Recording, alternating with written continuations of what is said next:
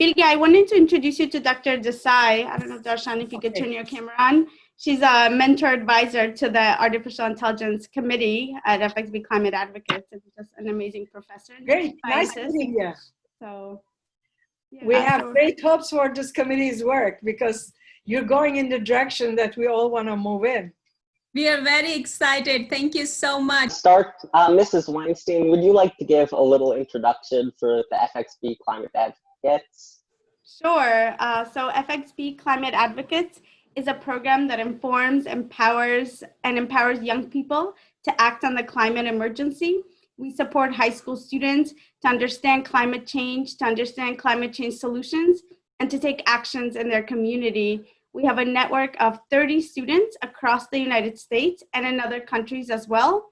And our objective is to really support you, the high school students, to take on your climate journeys and to make changes in your schools, in your families, in your communities, and of course in the wider world. So we're really thrilled with our newly formed Committee on Artificial Intelligence and Climate Advocacy, and for this event to really start to understand what artificial intelligence is and how we can use it to advocate to combat climate change. So thank you. So I'll turn it over to you, Om, for the rest of the program. Thank you, Mrs. Weinstein. Now let me introduce you to the FXB AI and Climate Advocacy Committee. We're a group of people who have a deep belief that AI has the potential to be an excellent enabler for climate advocacy, and this belief was a key driving force behind forming our committee for like-minded FXB climate advocates who wanted to join and help influence the world to help AI solve climate change.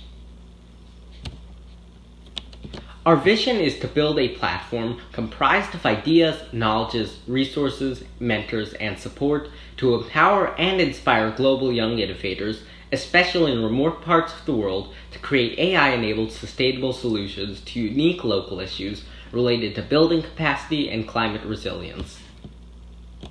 Our goal is to become a strong global team of influencers who can bring awareness among youth and children using the content we create and activities we do for them to grow up more capable and willing to support climate advocacy for a long-term positive impact on society. I'd like to invite Dr. Darshan Desai. She's a professor at Berkeley College and a data scientist, and she's the chair of the Business Data program at Berkeley College. I'm so excited to be here with you. And before I get into the slides and everything, I'd like to know your thoughts on what is your understanding of AI? What do you think? What is AI? What is artificial intelligence? Have you heard this name, this term before? Feel free to speak. Feel free to speak. Our smart speakers, I think that's using AI, like Google Nest or Echo. Sorry? Our smart speakers that uses AI. Excellent example. Anyone else? It's like a self-learning algorithm. So like it gets more accurate as like it makes mistakes and like and experiences like stuff and with more inputs and more outputs and stuff like that. Okay. So Ms. Weinstein, you gave excellent example that this is a good example of AI, and Ansh, thank you for giving us like how AI works, right? So it is about machines becoming more intelligent by learning. So the reason why we all come up with different definition of intelligence is because what is intelligence itself is kind of different for different people, right? So for example, intelligence itself is hard to define. So if you see the definition of intelligence from the cognitive science perspective, it is capability to solve problems or to fashion products that are valued in one or more cultural settings. But if you see Oxford Dictionary's definition of intelligence, it is about ability to acquire and apply knowledge and skills. Which of these two definitions make more sense to you, first or second? The second one. Second one. Everyone, all of us, we think second one make more sense because second one is more generic than being more specific. And the very similar thing is true when it comes to artificial intelligence. Artificial intelligence, the whole concept of artificial intelligence is about simulation of human intelligence with machines and digital technology. But when we are talking about artificial intelligence here, we are not talking intelligence in a narrow sense. We are talking intelligence in much broader sense, the second definition. So what constitutes human intelligence? How can you say you are intelligent? What all things you can do as a human, or we can do as a human, right? So what humans can do, humans can understand speech, right? That's a speech recognition. Humans can see the image and figure out, hey, this is the image of a robot. This is what we can do. That's what, when machine try to do something, we call it computer vision, right? Humans can speak, right? And recognize patterns. This is a pattern recognition. For pattern recognition, humans can do certain things very easily. Machines, it takes them some time to do things. So there are different tasks which humans and machines have different capabilities for. Some things machines are better at doing, some things humans are naturally better at doing. But sometimes things are quickly evolving, blurring the boundaries between the humans and machines to the extent it's hard to recognize where is human and where is machine. And that's the most exciting and fascinating part of artificial intelligence. So I'll start with the whole notion of artificial intelligence is very old. I think in 1950s, Alan Turing, if you have seen Imitation Game, he gave the concept of artificial intelligence, but it was his dream that the machine can think. And he said something very interesting, that the end of the century use of words, general educated thinking, will have altered so much that one will be able to speak of machines thinking without expecting to be contradicted.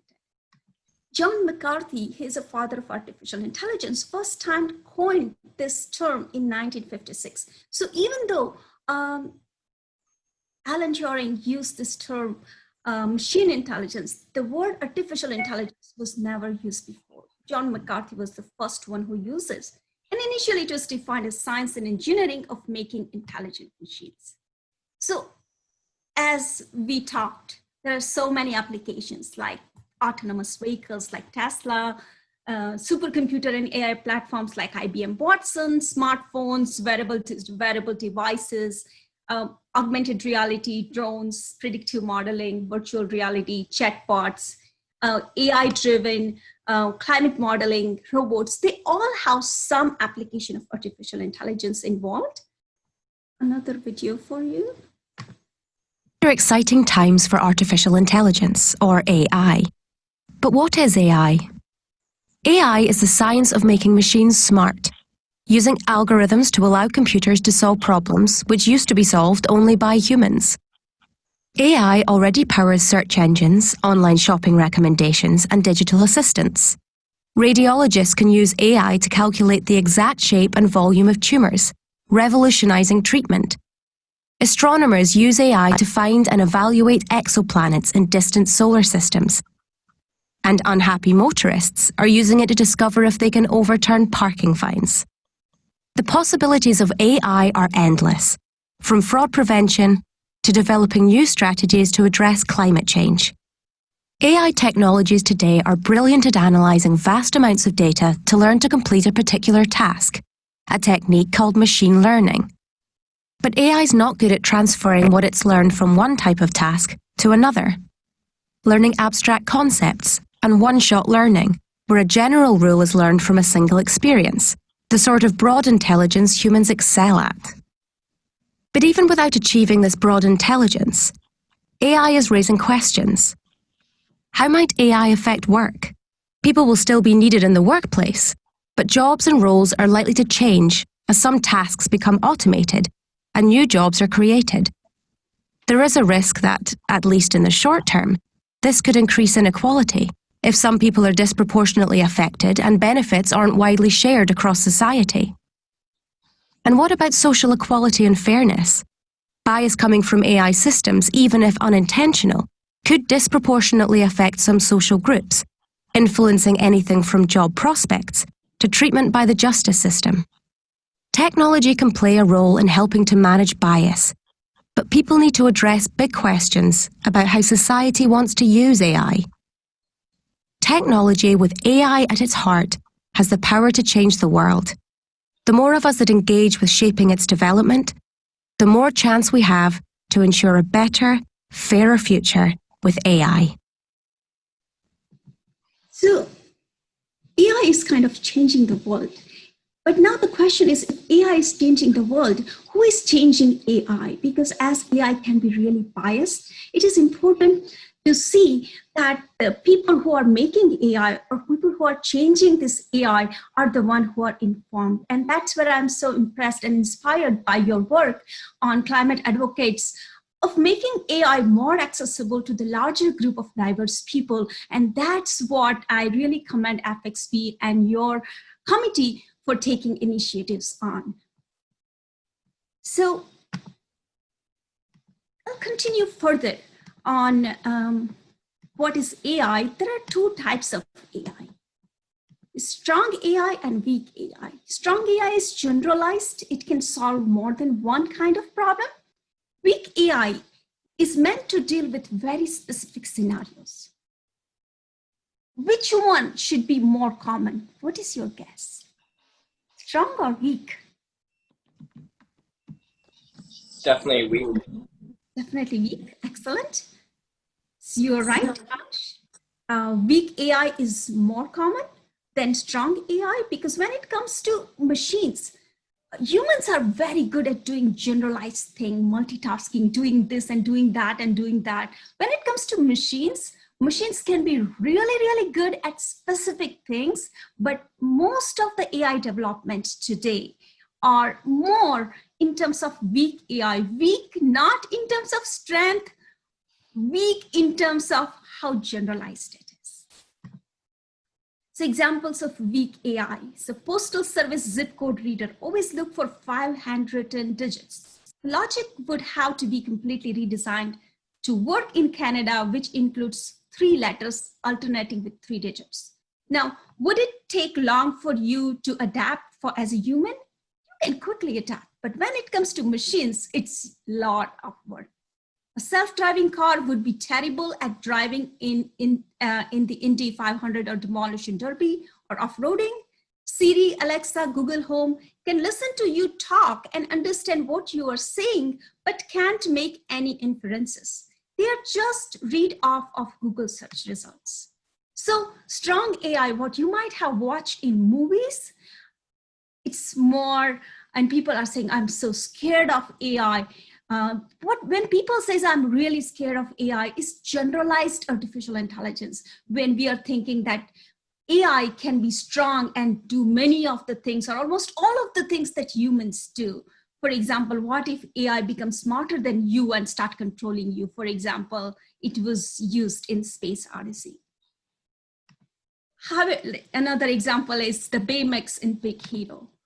But overall, if you see, strong AI tends to be what you see in movies and books, not much in real life. And on the contrary, we humans have not created anything close to strong AI. What we rather do instead, it's applications, which is very specific, very narrow. You identify specific issues related to climate. You can identify specific issues related to social good, justice, who is affected by what.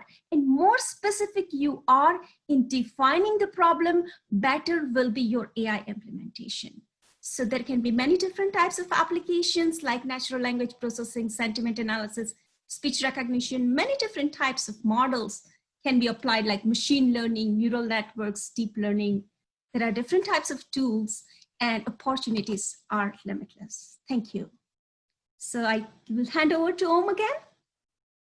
Now let's go over how AI can help with the climate and connect AI to our climate stories to see how it can work to make the world a better place and help solve climate-related issues.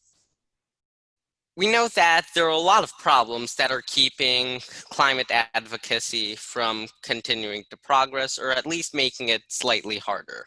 So one of these is often people are deny climate change, say there's no proof or something like that, and it takes like a lot of things to convince them. Yeah, there's also problems with measurement and monitoring because you can't really control anything that you can't measure. How do you think we can help fix these barriers, right? So our strategy is connecting people who are still learning and are curious to people who make technology, to government organizations and political organizations who want to help out with the climate. And using all of these, we can connect these to help people learn more about AI and use their knowledge on a wide scale to help the world. Using technology, we're able to basically connect all different sorts of people and have them work together on making something that can help the world. Right now, AI is mostly used for quick return on investment. Problems with AI are that a lot of people are using it to help the world, but businesses often just use AI to try to make a quick buck, right? But what if we used AI for a long-term return on investment? We can help solve climate change, one of the scariest problems facing us today, and we can do this by finding out issues that matter to us and connecting these issues to the climate. I'd like to invite Ansh Patel to help talk about his climate story and how AI could help with that. Hey everyone, my name is Ansh Patel, and today I'm going to be sharing some thoughts on what the benefits of AI are and how it can be applied to the larger perspective of the world. So first off, I'd like to thank Om for letting me speak at this event. He basically organized this with the help of FXB and other climate advocates and made it possible, so thank you, Om. AI can be applied in many ways. However, one key way I think AI can be used is tracking pollution. So necessarily, it's not like connected to the climate, but it is. There's many ways pollution affects the climate. This includes air pollutants, pollutants in water, and it just like disturbs the natural balance of the ecosystem. So, but today I'm focusing on littering. So I'm sure all of you have been to your local parks for picnics, walks, strolls, runs, exercise, anything, or you might take your kid there or anything like that. And I'm sure you noticed that there's some litter on the ground anywhere you look. There's at least one piece of litter. It could be a can, it could be plastic, it could be a wrapper, something like that. And the question that comes to people's mind is, why is there litter on the ground when there's trash cans like 20 feet away? There's trash cans located all around the parks and all around public places meant to hold all this garbage, and people are still littering. So like the question to that, and the answer to that question is pretty simple. It's called the tragedy of the commons. So what the tragedy of the commons is that when people litter or do some other negative action, they're just thinking it's just one person doing it. It won't make a big difference that I'm doing this or he's doing this because it's just one person doing it. Well, they're wrong. It does make a big difference because when thousands of people think like this, it makes a much larger effect. And think about it. Like say one whole town thinks like, oh, if I just throw this outside and like by the park or anything, I'm not going to do much. It's not going to hurt anybody. But when everybody thinks like that, well, that's like so many pieces of litter everywhere. So basically, in reality, it's not just one person doing it. It's not one piece of litter. It's thousands, maybe even millions. So now we have identified the main problem, and the challenge is to create and implement a solution. So this is where AI comes in. In these trash cans placed at different locations in parks and other public places, we can track how much garbage is actually being thrown away rather than being littered. The AI would be set up inside of the trash can, and it would have a multitude of sensors that would be able to track like the volume of garbage in the trash can. It would be able to track patterns to identify what time of day the most garbage is being thrown away, and this can be amplified throughout the whole entire calendar year. And this is obviously to collect data. So obviously more trash is going to be thrown away during the warmer months. More people are going to be outside. It's nice and warm. It's summer, unlike winter when everybody's going to stay inside and stuff like that. But still, it could help us. So the main purpose of tracking and collecting data is we have a reliable benchmark. So it's just to see where we're at right now. So the next step would be educating people and educating that throwing one piece of can outside and into like the ecosystem, it's gonna make a difference, and that their actions are being amplified as it goes up the food chain. It's called a biomagnification and stuff like that. And when more people are doing it, it becomes a real problem. So by informing people that their small actions is actually detrimental, it makes a difference, because then they stop doing it. And when they see someone else do it, they're going to inform them that, okay, you shouldn't do this, because think about it. If more people do it and think in your mindset, then it's going to get worse. So that's one way you're spreading awareness, and that might stop. One person stops another person, that one person stops another person. It's just like a chain. So obviously it's going to take months, it might take years, however long it takes. We know that our efforts would work. And how do we know they're working? We look at the AI. So now we go back and collect more data from the AI in the trash cans. And by doing this, we can compare the different amounts from one time point to another time point. So let's say you took one year, and you waited 1 year to see how much garbage was in total being thrown away, and you track the patterns and you compare the differences. And we will know that it works is when we see less litter, obviously, or lying around everywhere, and more garbage volume in the trash cans. And basically that will be the fruits of the labor. And this will have to be done constantly, because we need to make sure the effect is not wavering and people aren't forgetting, putting up signs. But in the end, it will all be worth it. And by doing this, litter won't be hurting the delicate balance of the ecosystem, because if you ever seen like all those little pictures of like otters having plastic rings around their neck, and it hurts them, you don't realize it, but it does. It's cutting away at their neck, and it's hindering them from doing their natural niche, because they can't hunt, they can't eat, and they can't socialize with other otters and stuff like that. And obviously, like a bird eating a piece of plastic, it makes them choke. So it's a big deal. And when there's so many pieces outside, it hurts them even more. So when this is reduced, we're not balanced, where the ecosystem is in balance, and litter won't end up in lakes, oceans, and streets and everywhere. However, we're not even close to being finished, because we still have missed one part of the equation, and that's the production and design of these AI. And this is important because it would go from a small scale project to something much larger. And we need to be able to make these AI in such a way that's environmentally sustainable.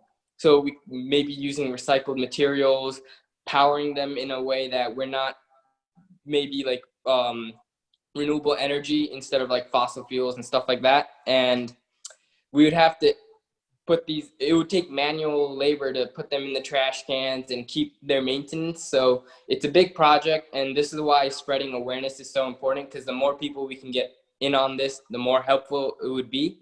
And it takes manpower, time, and money, so we would need funding and all that stuff. And this is just scratching the surface of what AI can accomplish to save the earth. So it's all about getting everybody to send in their ideas and picking out the ones that are the most beneficial, least time consuming, and the ones that have the greatest effect. So that's it for me. Thank you. Thanks a lot, Ansh.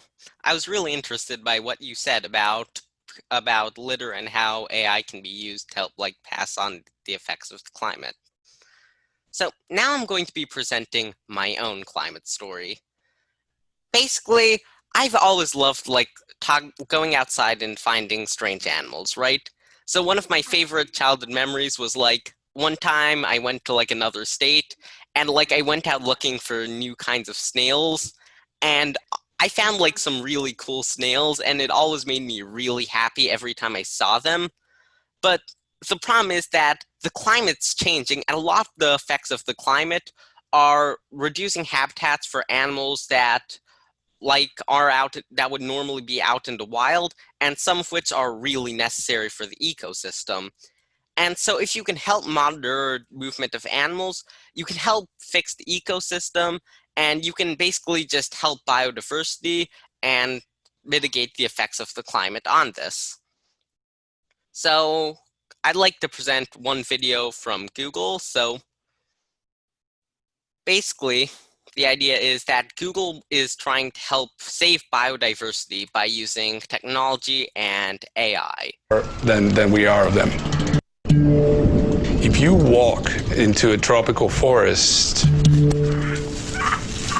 you will essentially miss 90% of the animals that are there. They hear things and smell things way before any of us can. They're aware of us much more than we are of them.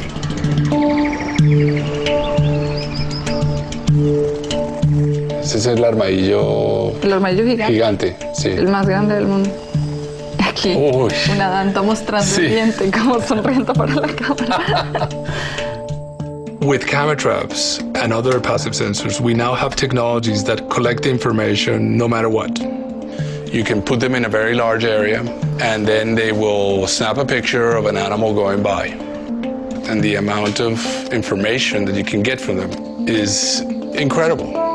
En la medida en la que nosotros tengamos y produzcamos información de calidad y a tiempo, podemos generar acciones de conservación que nos permitan evitar estos grandes impactos negativos que se están generando y tratar de conservar las especies a tiempo.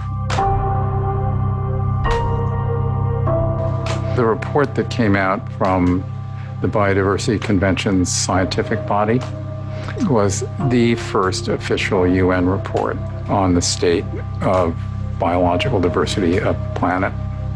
And of course, it's not surprising that it's very alarming. You know, there have been 5 times in the history of life on Earth when there have been mass extinctions. The premise of that UN report is that we are on the very verge of a 6th extinction. Some of the things going on right now are exactly the preludes that will lead to such a calamitous loss of biological diversity, maybe 10 to 20% of all life on Earth. And it's time for us to wake up and do something about it. When threats like deforestation are accelerating and evolving quickly, we just don't have enough time to wait for data to come in. In one place that we were setting camera traps, we left the cameras for 1 month and we get almost 150,000 pictures. And this is like the bottleneck that we have. We improved the system to collect the data, but we are quite slow in processing and analyzing this information. The second barrier that we identify with camera trap data is that the data is siloed. And it's very difficult to have like a big picture of what all this data is telling you if it's all in different places. Wildlife Insights is a response to these barriers.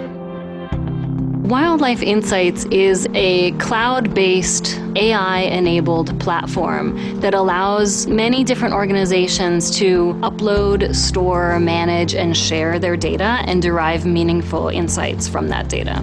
The hope is that it's going to drastically speed the process of getting the data from in the field on the camera to up in the Google Cloud and open for analysis and map. As you've all just heard, what a big thing that's happening is Google is trying to use artificial intelligence to basically help find animals and map their populations so they can get a good idea of how their habitat is being affected by the climate and see how their habitat is moving around. And so after that, basically, the camera trap data is basically being used to count these populations and works a lot better than your average unaided human in the field can. So a normal human in the field, it would take a while for them to find a lot of animals, and it would take a lot of difficulty. And so by using AI, it can greatly help effects with wildlife conservation and help the ecosystem massively. Environmentalists, they get a lot of data from these camera traps, right? And the thing is, there needs to be ways to like improve models, right? And figure out how we can tell different animals apart, because a lot of animals are similar and errors can mean like there's a lot of drastic data. For example, sometimes you can have an error where an animal you thought was extinct suddenly shows up. And if that's just an error, it could just provide a lot of false information and have a big effect on these sorts of things. So basically, by doing this, environmentalists get all the data from these pictures and use those pictures to basically create AI. Next, my friend Suki Grover is going to present her climate story. And so, Suki, would you like to? Yep. So today I'm going to talk a little bit about an idea that I had for how AI can be used to help us environmentally be more sustainable. And so I'm going to be talking about landfill leachate. And so what this is when rainwater or just other water falls down onto landfills, which is where waste, more commonly known as MSW, municipal solid waste, is all stacked together, that water picks up chemicals and different pollutants from the landfill. And so the thing that people need to do is purify this water so they can send it out into streams and into release it just back into the environment at a safe level. And so it's a really, really long process. There's like 10 steps to those, and each of those 10 steps has 10 more steps. So the idea that I'm proposing is that we use AI to figure out the most efficient way to do this, because I don't think that each month or every time they go about purifying the landfill leachate, it will have the same pollutants and same contaminants. So though there is an overview of the generalized process as how to go about this, there isn't, it must be specified each time so that we can go about removing the specific pollutants that are in it. So landfill leachate treatment is something that is being researched a lot recently. People are looking at things like how to use fungi to remove certain pollutants, and how like reverse osmosis is one thing that people have discovered can be used. And there are just so many pathways through which we can go about purifying this leachate, and I think that using AI would be a way more efficient way for us to purify this and release water back into the environment where it is needed. So thank you, Suki, for it was very interesting learning about how landfills work and like how there are many ways to purify them and how AI can greatly help with these sorts of things. I'm going to introduce a guest speaker, and his name's Mr. Jun Shan, and he teaches at Columbia University, and he works on artificial intelligence and data. So I'd like to introduce him as a guest speaker, and we'll take it away, Mr. Jun Shan. Thank you very much. That's a great speech. So yeah, I thought about what I should give a speech, because everything I know, you guys already know it, right? So I'm not sure what else I can add, but a little bit introduction of myself. I have been in computer science field for so long, and my master's thesis is actually on AI. But back to the time when I get my thesis, it was like 20 years ago, and AI was not so hot as it is now. If you know the history of AI, AI starts with a huge momentum in the 1950s. But as people start to try to use it, they realize it's not as advanced as the people might imagine. So there was the up and downs. Whenever there's a breakthrough in AI research, people get excited and try to apply this breakthrough everywhere. Unfortunately, after a while, they will realize it's not as good as they promised.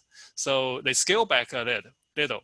But it is in this spiral of this wave pattern of up and downs that AI gradually start to move into our normal life.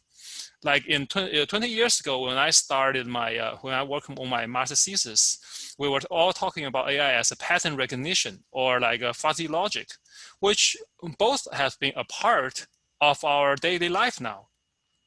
We talked about all the cameras, all the video recognition, audio recognition. All these things are pattern recognition, a specific application of pattern recognition. And that was something we have been working as the front line 20 years ago.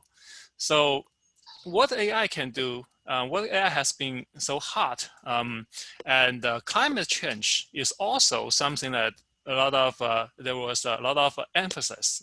There is a lot of emphasis on. So I would like to give some thoughts about what we can do with AI in the climate change front. And climate change has been a huge concern recently. And we also see applications of AI and why AI can be applicable to climate change. I think the number one reason is climate change is complex. It's so complex, it's beyond one person's understanding or a lot of people's understanding. I picked some reasons that it's complex from this website. So first of all, climate system itself is a complex interconnected system. There are so many different things involved and in huge scale. We have the atmosphere, the oceans, other bodies of water like the Great Lakes, land surface, snow, ice cover, anywhere, anything on the surface, as well as underneath, inside the Earth. All these can impact Earth. It can impact climate. And climate, in turn, will impact these things again. So this is a feedback system, a huge feedback system of different components. And the carbon and nitrogen cycles are interwoven and influence the amount of many different greenhouse gas in the atmosphere that's playing a part in climate change. However, there are still many open questions now. We do not know.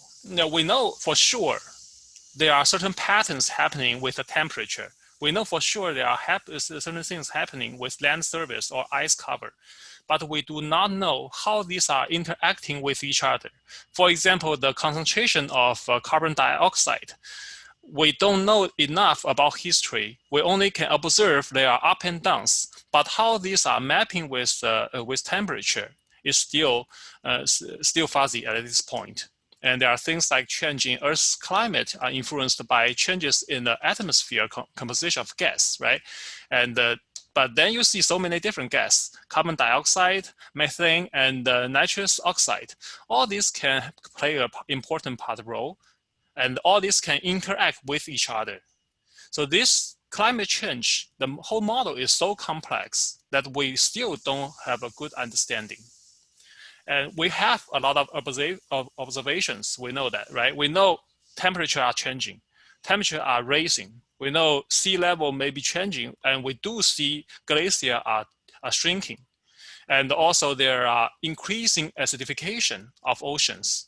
But how these are connected, how these observations can help in building a model, there are still a lot of dots that we do not have, like polar ice cover. If ice cover goes down, does it necessarily will increase the temperature? But then if the ice cover shrinks and the land surface shows up, it will absorb more solar energy and make it warmer and make it colder in temperature again. So this is the negative feedback. How this will impact the whole climate change? It's like a puzzle game. Right now, we can already see there are a pattern showing up. And unfortunately, we do see the pattern, right? We know this is unfortunately the pattern and we are seeing it emerging. But many of the pieces are still left out. And there are some big areas that still we need to imagine. We can only imagine what it might be. So there are so many things that we don't know. Some parts are completely missing. And also important thing is there are many driving forces and none is dominating. You can see this is greenhouse emission by economic activity. There's agriculture, there's manufacturing, there's household, electricity, everything, and none is dominating, which means it's so hard to just you have to fix everything. Basically, it means you have to fix everything. There's no one thing that magic, there's no silver bullet. You just pull the trigger, kill that giant evil, then everything's back to normal. Unfortunately, this is not the case. You can see that there are so many different things and their weights are almost equal. Makes things worse is, or good or worse is, all these are human activities closely associated with economy, right? Agriculture manufacturing. These are basic, fundamental human economic activities. It's related to economy so much that some people even think it's not possible to change climate, to revert the change, because economy is so intertwined with climate. However, we do see the research on that climate change will also hurt economy. And it's not like you have to pick between climate change and the economy. We do see that there is the trend that these two can merge and we can have a common goal. But this goal is not simply picking one against each other. And it's not simply keep on doing what we are doing right now and wishing, hoping things will change. So all these are make everything so complex. I hope I didn't deter you guys from going into this climate change thing. But that's the reason I want to bring up AI, because AI can definitely help. These days we have, as a veteran in AI field, I started with fuzzy control and evolution algorithm. Right now, everybody's working on the deep learning. We have more computing power resources than 20 years ago. We have much better understanding of AI capacity and algorithms. And the hottest keyword in AI right now, deep learning, actually is built on top of what we call neural network 20 years ago. But why neural network was not so hot before and got hot now? Because one, we have more computing power. A lot of things we thought we could do, we knew we could do, but we were not able to do because of resources. We can do it now. We have much more power, we have more computer. And also we know better of algorithm. Neural network used to have some issue called desensitivity. When you have more levels of neural network, the sensitivity or the robustness of the parameters will go down. It will become more like, it will evolve like eccentric behaviors. With the deep learning, with deep learning theory and algorithm, now we are able to remove this issue and increase the robustness. And that's why we finally are able to use deep learning. This is just one example how AI has been involved and how AI can help. And we also see that, we already see AI has been applied in certain technical solutions. Like we do see, I think I saw some paper on power consumption and distribution.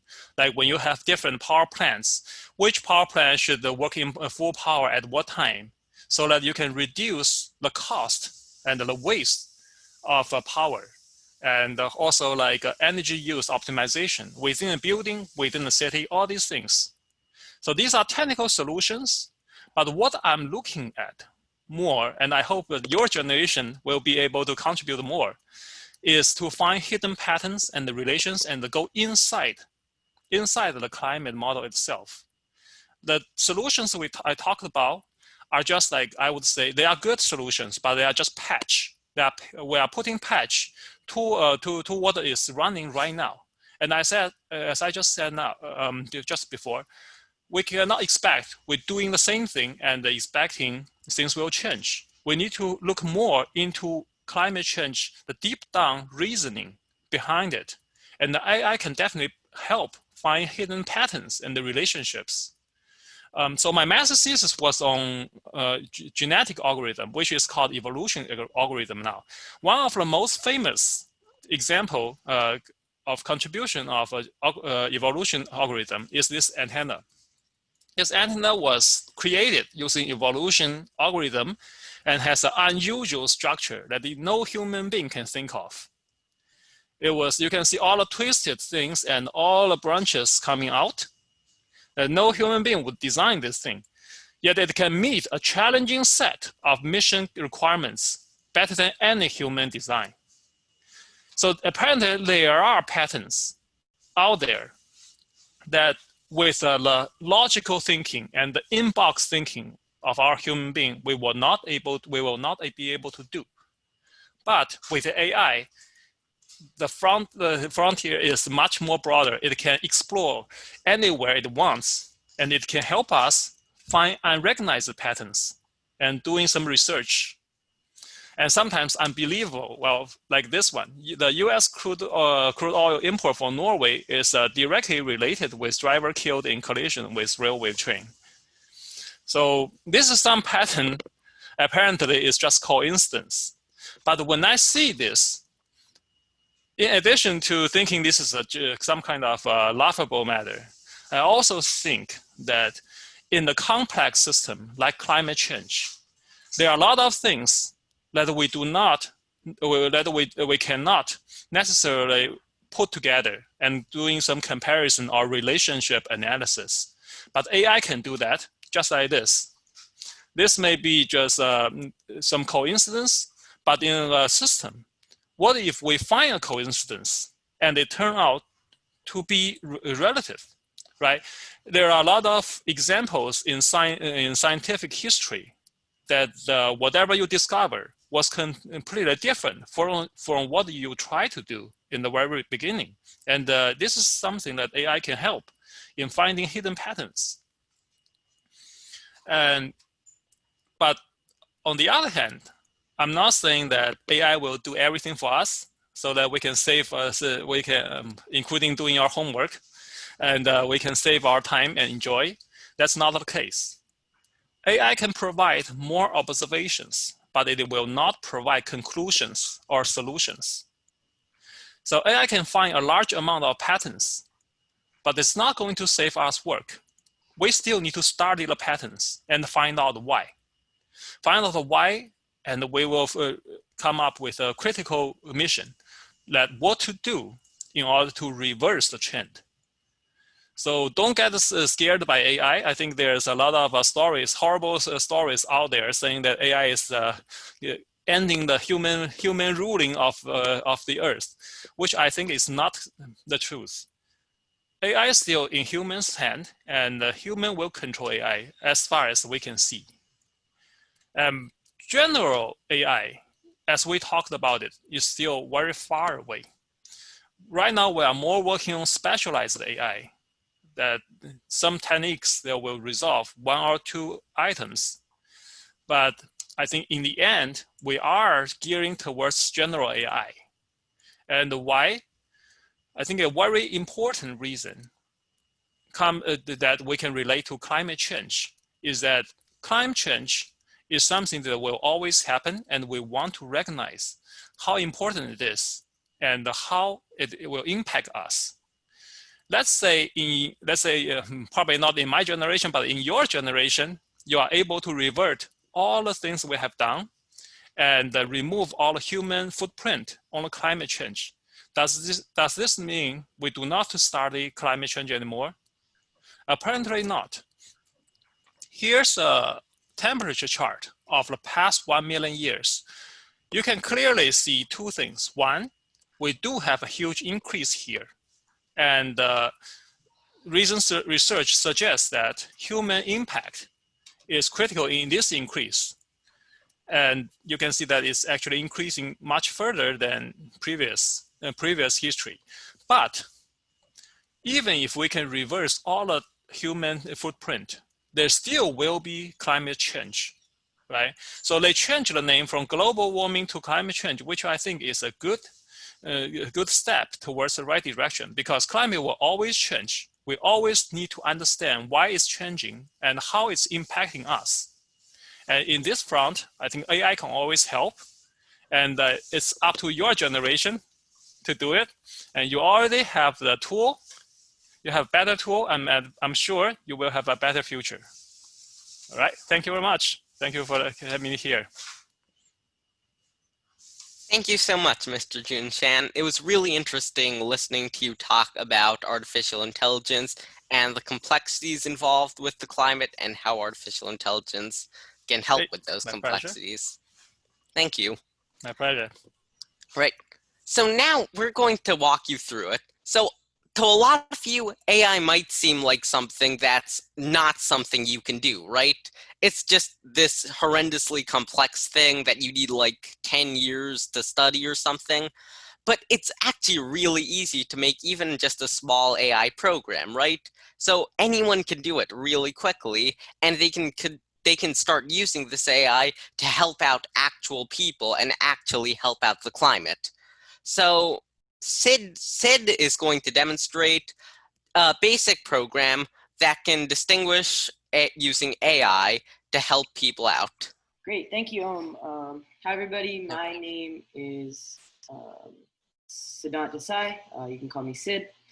And I am a rising junior at the Academy for Math, Science, and Engineering in Rockaway, New Jersey. And I'm really passionate about different aspects of computer science, including artificial intelligence, and want to kind of learn and figure out ways to integrate AI and machine learning into helping our world, right? Whether that's the environment or any other ways that we can make a difference. So I'm gonna start off with a really cool little software called Teachable Machine. Just let me know if you guys can see my screen. Yes, we can see it. Great. So, one second. All right. So, I find that Teachable Machine is a great way to get started with AI, right? And AI and ML, which is machine learning. So what basically Teachable Machine is it's a Google, it's a algorithm or a AI maker that Google put out that allows anyone with no coding experience or no AI experience to make their own machine learning models.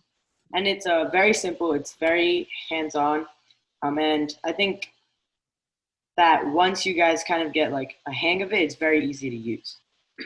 So this is when you type in Teachable Machine in your web browser, this is where you go, right? And what you can see here is there are three main types of projects. There's the image project, audio project, and pose project. So the image project basically is distinguishing an image from another image. For example, I can make it so it would recognize my face versus someone else's face, a red ball versus a blue ball. It's all based off the image itself. The audio project is based off sounds. So for example, it can detect claps versus snaps.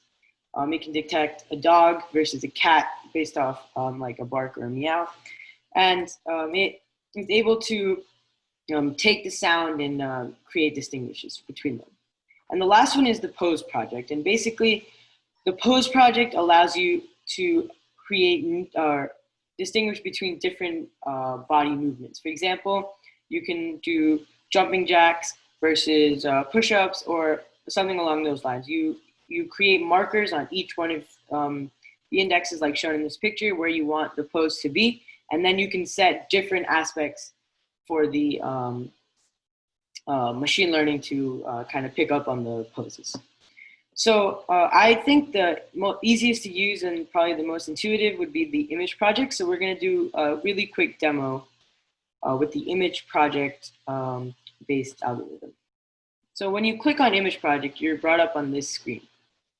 Now, this is this is where you make your machine learning model, right? So the first thing you'll notice is it'll say there's two classes here. And now what a class basically is it's basically a condition.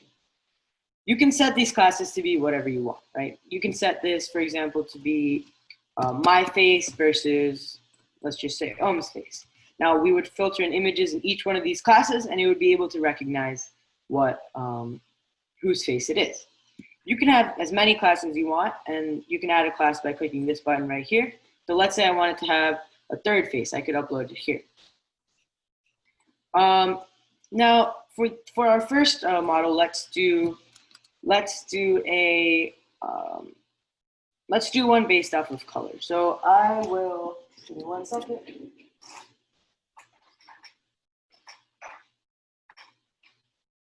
So I have two colored markers right here. One's red and one's blue. So let's see if our machine learning model can distinguish between these markers. So now for this demo, I'm going to need to turn my camera off, but you guys can just look at the screen. So first we would in the classes, we would put one class as red marker and the second class as blue marker. Those are the two conditions we are trying to detect. And now the way we train this model is we give it multiple images, right? So we want to feed it in the red marker class. We want to feed it images of a red marker. That way it knows what this red marker looks like.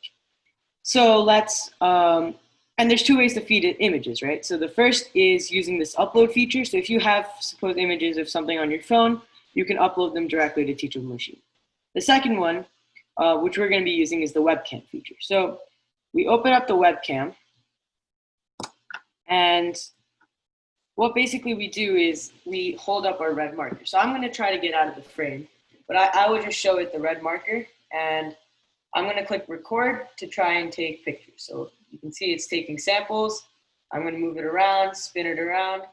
So it knows this is the red marker. And as you can see, in that short period of time, we took 159 different images of the marker. And it's that easy to upload your data. Now, same thing for the blue marker. I'm going to take a couple of pictures of it.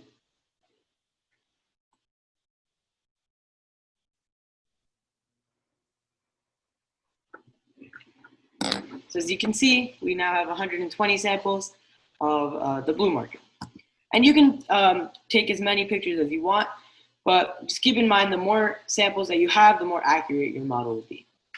Now that we have these two classes, now we have to actually train our model.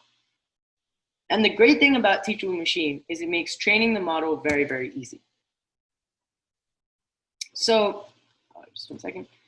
So, what training the model basically means is Teachable Machine is going to feed each of these pictures of the red markers versus the blue markers into the model, right?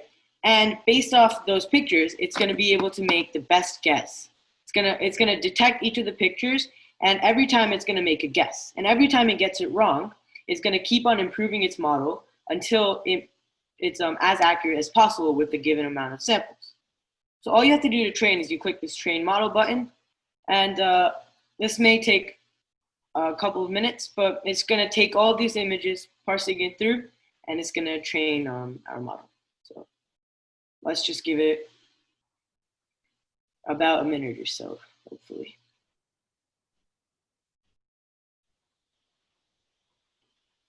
So as you can see, it's starting to train. And as soon as this is over, we can show the model.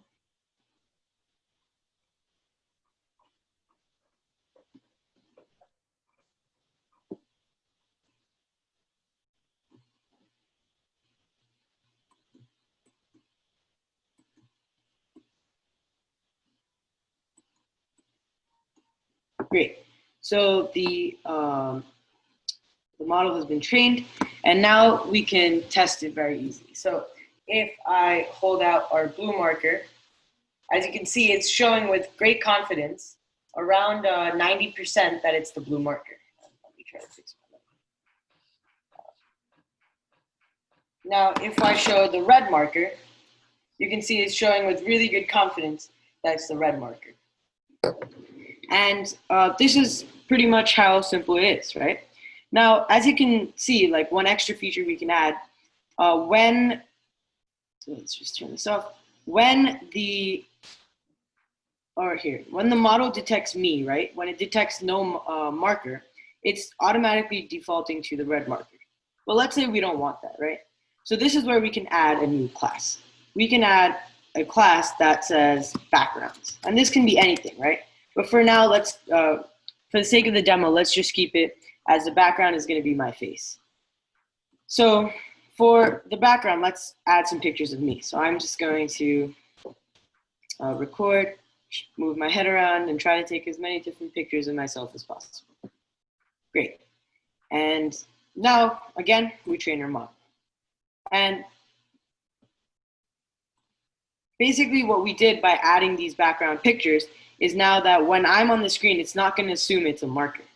The model should know that there's no marker present and default to the backgrounds, to to the background's class. And we can show that when this model trains really quickly.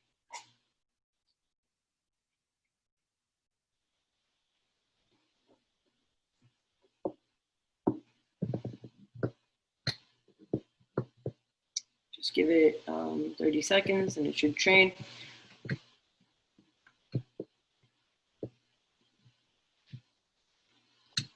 Great. So now if we turn the input back on, as you can see, when it sees me and not a marker, it defaults, or not it defaults, it gives with high confidence. The confidence is the number it's present, so it's 100% that it's the background. But as soon as I put the marker, you can see it's giving with high confidence that's the red marker, and high confidence that's it's the blue marker. So you can see you can add as many different classes as you want. Let's say you wanted to do this with different colors of markers. You could do this with green, yellow, however, but you would just keep on adding classes. And I think Teachable Machine is a really good facilitatory tool to kind of introduce everyone to machine learning and AI. I'm going to pass it to Om, and he'll explain how we can kind of use Teachable Machine in different programs and how to incorporate it in different coding languages. One of the really good things about Teachable Machine is that it has a lot of utility, right? And there's a really simple process that's literally just in Teachable Machine itself that shows you how to embed it in the website. So say you want an AI that detects whether someone's wearing a mask, or an AI that detects wildlife. Using that, if you want everyone to know, it's a really simple process. You just have to paste in one link if you want to embed it into a website, right? And so that means that by doing this, it lets you bring it out to a lot more people and do a lot of different things with the data that you do have. And you can like sort of crowdsource it is one idea. So if you get a lot of people with a lot of images, you can make your models even more accurate by working together with all those people to get all the images that you would need. Now you've seen about AI, right? You've seen that you can make a very simple AI very easily, and you can see that by doing this AI and using the simple AI, you can solve a whole lot of problems related to landfills, litter, biodiversity, and a lot of things. And you can fix complicated issues relating to the climate and basically help collect data and then draw your own conclusions using that data based on everything that we've said. So thank you for listening to everything so far. And so if you liked what it says, if you liked learning about AI and you want to continue using AI for good, you can work on your own projects with AI, and you can help, and you can basically, using your AI work, you can make some real change in the world. So I'd like to tell you all that if you're on the Zoom call or you're watching this presentation live, then if you're a high schooler and you're not already part of FXB, I'd invite you to join the FXB Climate Advocates.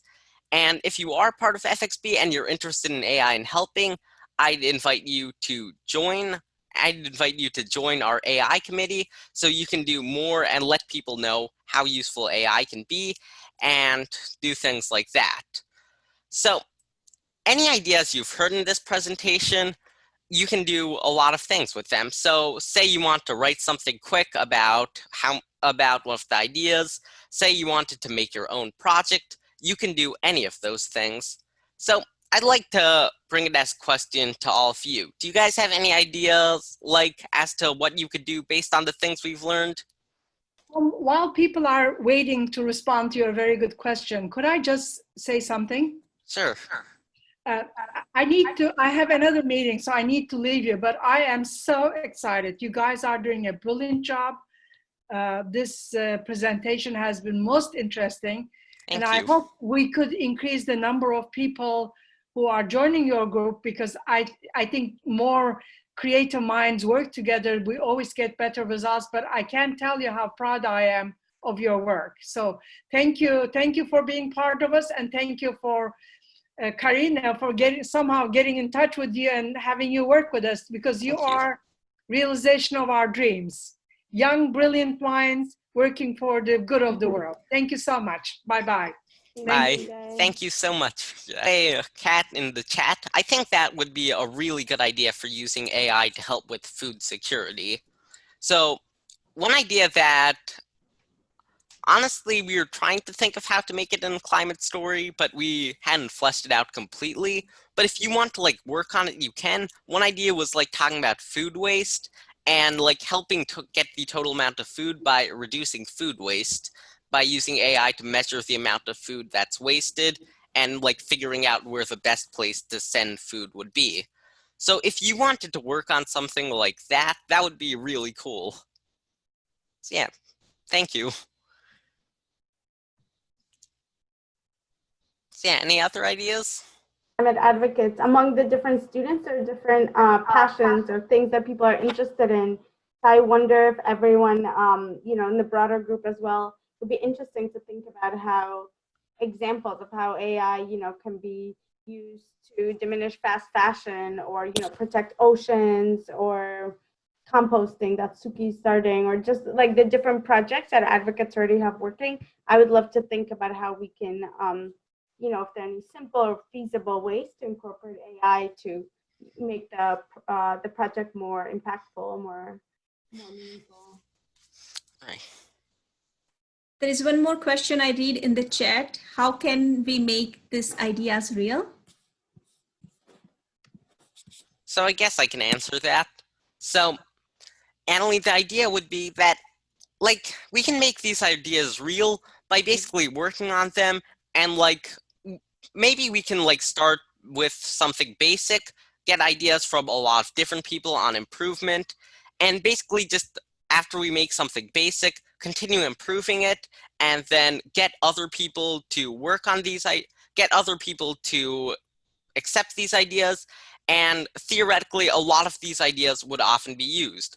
For example, say the idea about litter, we could like start by creating some sort of basic system with litter, something really basic, using something like teachable machine with Sid demonstrated, and then with that thing, we can continue improving it and refining it.